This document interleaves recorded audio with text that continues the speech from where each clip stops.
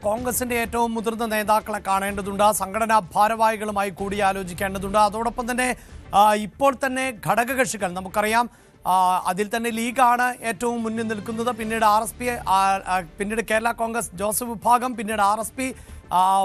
ഒരേ ഒരു അംഗങ്ങളെ മാത്രം സഭയിലേക്ക് എത്തിക്കാൻ പറ്റിയിട്ടുള്ള ഘടകകക്ഷികളും ഒക്കെയുണ്ട്.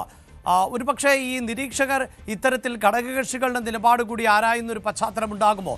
നേരത്തെ തന്നെ പാണക്കാട് തങ്ങൾ VD സതീശനെ പിന്തുണയ്ച്ചു. പരസ്യ രഹസ്യ അല്ലെങ്കിൽ പരോക്ഷമായൊരു പിന്തുണ അദ്ദേഹത്തിൻ്റെ ഭാഗത്തു നിന്നുണ്ടായി എന്നൊക്കെയുള്ള വാർത്തകൾ നമുക്കറിയാമല്ലോ. അദ്ദേഹം VD സതീശന് കിട്ടിയ ഒരു അംഗീകാരം എന്ന നിലയിലൊക്കെ പ്രതികരിച്ചതും ഏറെ ചർച്ചയായതാണ്. അതുകൊണ്ട് തന്നെ ഘടകകക്ഷികളുടെ നിലപാട് കൂടി ആരാഞ്ഞ ശേഷം ആയിരിക്കില്ലേ ഒരു അന്തിമ തീരുമാനത്തിലേക്ക് പോകാൻ സാധ്യത?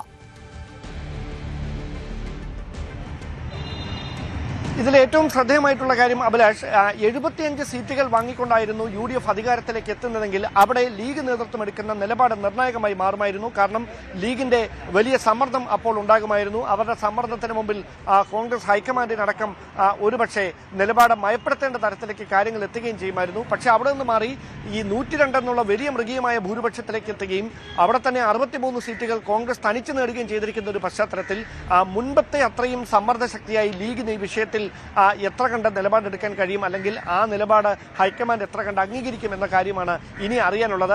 പരസ്യമായി തന്നെ കഴിഞ്ഞ ദിവസം സാദിഖ് അലി തങ്ങളടക്കം നടത്തിയ പ്രതികരണങ്ങൾ VD സതീശന് അനുകൂലമായി എന്ന വ്യാഖ്യാനങ്ങൾ വന്നിരുന്നു. പക്ഷേ പിന്നീട് അവർ അതുമായി ബന്ധപ്പെട്ട് ചോദിച്ച വിശദീകരണങ്ങളോട് പ്രതികരിച്ചത് പ്രതിപക്ഷ നേതാവ് എന്ന നിലയിൽ VD സതീശൻ നടത്തിയ പ്രവർത്തനങ്ങളെക്കുറിച്ച് തങ്ങൾ അഭിപ്രായം പറയുകയാണ് ചെയ്തത് എന്ന കാര്യമാണ്. എന്തായാലും സംസ്ഥാനത്ത് നിന്ന് തന്നെ മത്സരിച്ച് ജയിച്ച ഒരാൾ മുഖ്യമന്ത്രി സ്ഥാനത്തേക്ക് എത്തണമെന്നതാണ് ലീഗ് നേതൃത്വത്തിന്റെ നിലപാടെന്നാണ് നമുക്ക് മനസ്സിലാക്കാൻ കഴിയുന്നത്. അതിൽ തന്നെ PK ബഷീർ, KM ഷാജി ഉൾപ്പെടെയുള്ളവർ VD സതീശന് വേണ്ടി വളരെ ശക്തമായി വാദിച്ചുകൊണ്ടിരിക്കുകയാണ്. ഇതിൽ ഏറ്റവും പ്രധാനപ്പെട്ട കാര്യം PK കുഞ്ഞാലിക്കുട്ടി ആരെ പിന്തുണയ്ക്കും എന്നുള്ളതാണ്. കഴിഞ്ഞ ഉമ്മൻചാണ്ടി മന്ത്രിസഭയിലടക്കം രമേശ് ചെന്നിത്തലയും കുഞ്ഞാലിക്കുട്ടിയും എല്ലാം പ്രധാനപ്പെട്ട വകുപ്പുകൾ കൈകാര്യം ചെയ്തവരാണ്.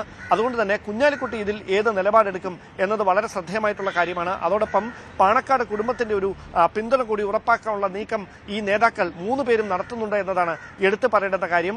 എന്തായാലും കേരള കോൺഗ്രസ് ജോസഫ് വിഭാഗം തങ്ങളുടെ നിലപാട്, അതിൽ കൃത്യമായ നിലപാട് തങ്ങൾക്കുണ്ട്. ആ നിലപാട് തങ്ങളോട് ചോദിച്ചാൽ മാത്രം ദേശീയ നേതൃത്വത്തെ അറിയിക്കുമെന്ന് ജോസഫ് വിഭാഗം കഴിഞ്ഞ ദിവസം വ്യക്തമാക്കിയിരിക്കുന്ന സാഹചര്യമുണ്ട്. ഷിബു ബേബി ജോൺ അടക്കമുള്ളവർ, അതായത് RSPയുടെ സംസ്ഥാന സെക്രട്ടേറിയറ്റ് അല്പസമയത്തിനകം തിരുവനന്തപുരത്ത് ചേരും. അവരും ആരെ പിന്തുണയ്ക്കണം, കാരണം ഇത് കോൺഗ്രസിന്റെ ആഭ്യന്തര കാര്യമാണ് എങ്കിലും നിലപാട് ചോദിച്ചാൽ വ്യക്തമായി ഒരു പേര് RSP നേതൃത്വം പറയുമെന്ന് തന്നെയാണ് മനസ്സിലാക്കാൻ കഴിയുന്നത്. എന്തായാലും ഈ ഘടകകക്ഷികളുടെ അടക്കം അഭിപ്രായം ആരായും ഹൈക്കമാൻഡ് പ്രതിനിധികൾ.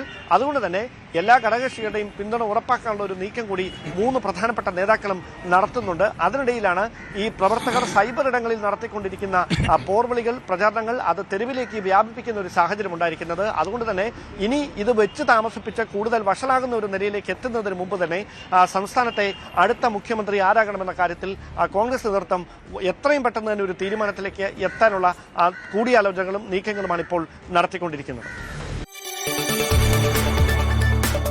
കൂടുതൽ വാർത്തകൾക്ക് News 18 Keralam YouTube channel subscribe ചെയ്യുക.